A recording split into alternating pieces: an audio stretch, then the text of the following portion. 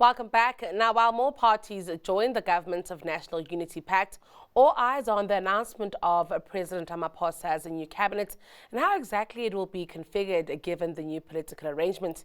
The country has, in the meantime, been without a cabinet since last week, Wednesday, when President Ramaphosa was inaugurated. Susan Booysen, who's Analyst and Emeritus Professor at the Wits School of Governance, joins us with her thoughts around the formation of the 7th administration. Thank you so much for your time, Prof. It's always a pleasure. Good afternoon. I think, Prof, before we get into what the cabinet might look like here, we keep hearing of new parties possibly joining the GNU. I think we've just heard now that Rise Mzansi will join. Can you help us make sense of that? What does this now look like? Is this also sharing of positions with all these parties? It really does bring a little bit of confusion about what the GNU actually is.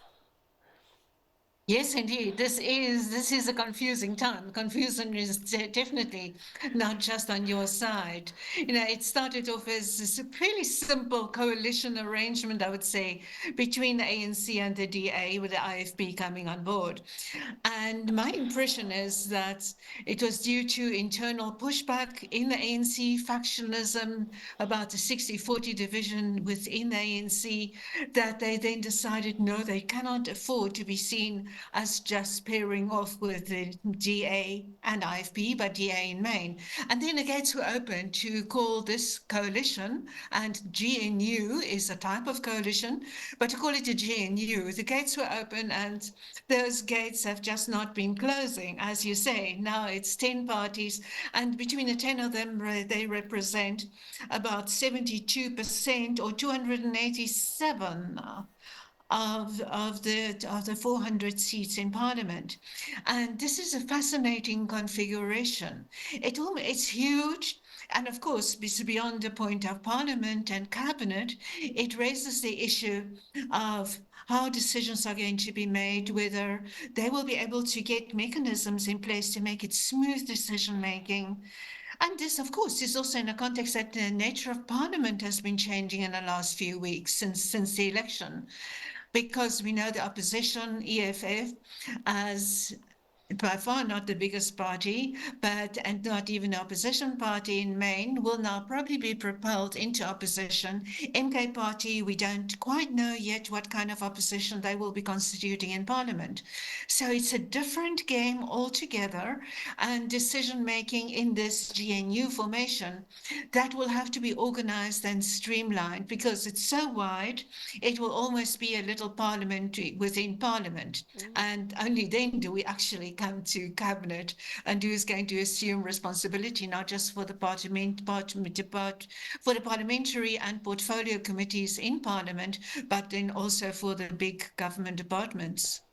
Of course, Prof, a lot also just hangs in the balance until we know exactly what the configuration of this government will be. But I think also maybe important to gain the context of how long it often takes coalitions all around the world to negotiate. It's never as quick as we've anticipated it. It actually can lead to months long of negotiations.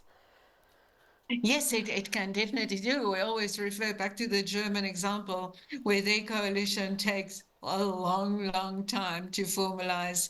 And just a coalition agreement in those cases often amounts to several hundreds of pages. And in South Africa, our assumption is that it will not be that long. There is just too many governance issues that are too critical and require very urgent decisions. Also, we need some clarity on that because people are really looking out for certainty as to where this government is taking us. So it will have to be much sooner rather than later. And as you know, we had already been expecting it several days ago, but now we basically know it will happen in the course of this week.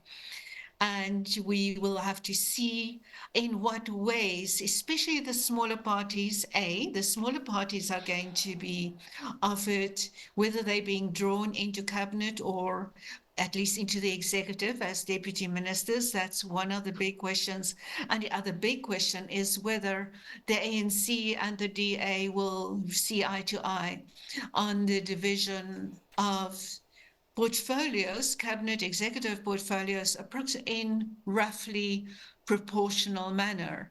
And there is no way that they will be able, and the ANC will be able to avoid it. We know the ANC as the biggest party, obviously, even if not an outright majority party, has been assuming that they will be able to maintain all the plush and really crucial strategic portfolios for themselves. But I think we're now moving into a stage of those executive negotiations where there is much more insistence on equitability between, especially the ANC and the DA. IFB and the other parties come in with more modest expectations. So I think it is a new game that is very different from what especially the ANC had envisaged when this process of power sharing started.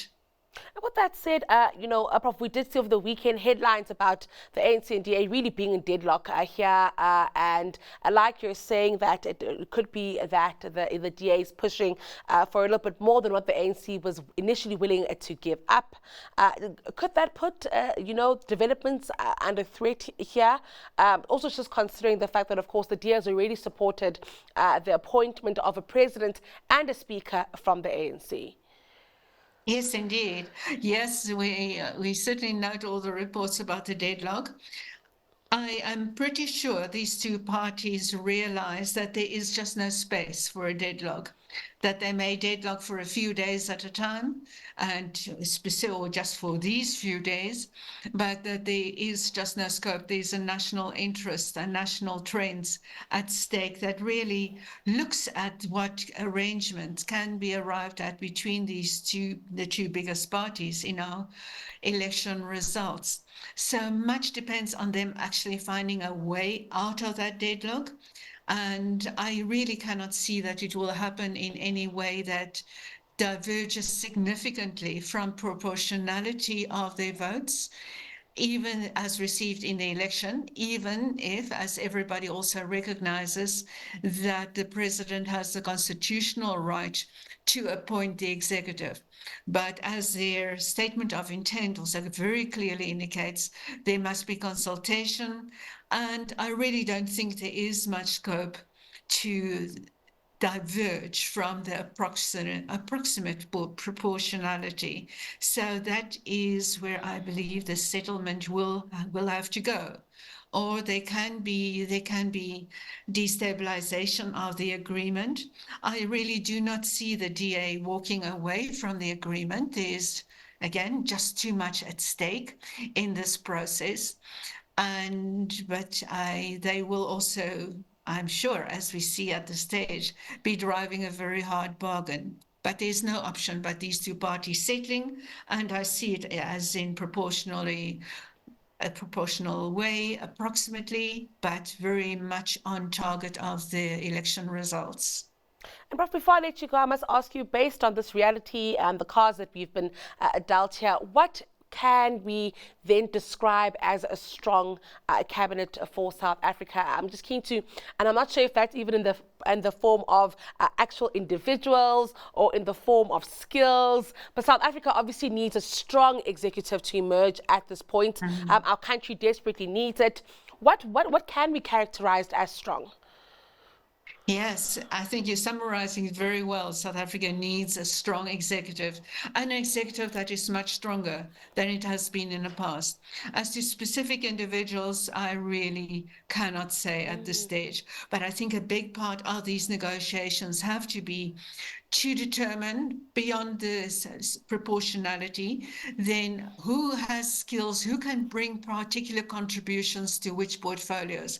There are so many portfolios that are in desperate need of improvement, and to have this period, this watershed change moment in South African politics, Also then as directive to get people not just who have better skills, but people who really take a deep interest in their portfolios. In the past, South African executive and the cabinet in particular has been notorious for many ministers who really are out of touch, do not have particular knowledge of the departments, and often just do not and did not have any idea, really, and Paul Salif saying that, but any idea what is happening in their departments.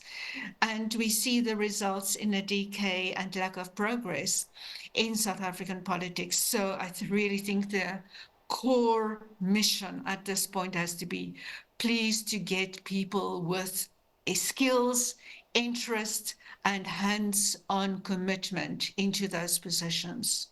Well, Prof, time will tell. Thank you for your time today. It's always a pleasure speaking to you.